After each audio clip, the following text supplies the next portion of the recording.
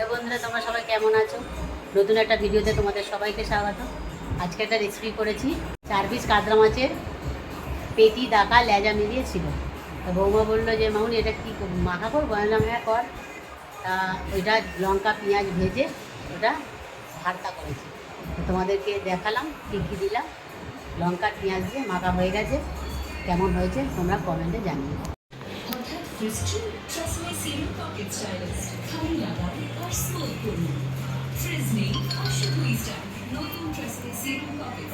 মাছটা মাখা হবে, এই 2 পিস মাছ দিয়ে।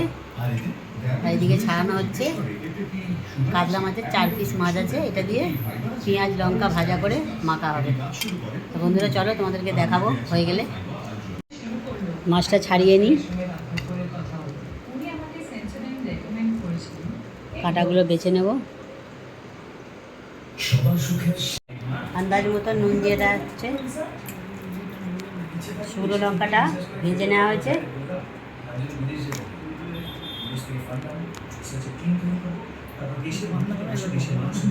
দুটো কাঁচা লঙ্কা দিয়ে দেওয়া হচ্ছে। কাতলা মাছের ভর্তা করার জন্য লঙ্কা আর পেঁয়াজ ভেজে নেব, তাই সরষের তেল দিয়ে দিচ্ছি।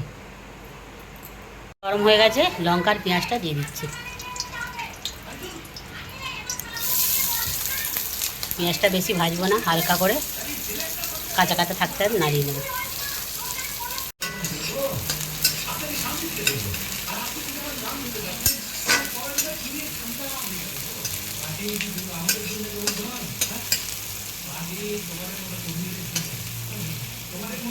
হালকা লাল লাল ভাজা হয়ে গেছে, নামিয়ে নেব।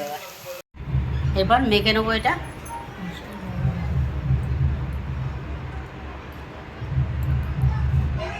গরম আছে,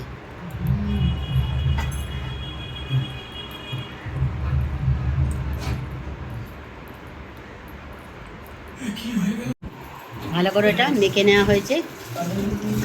কাতলা মাছের পেটির ভর্তা।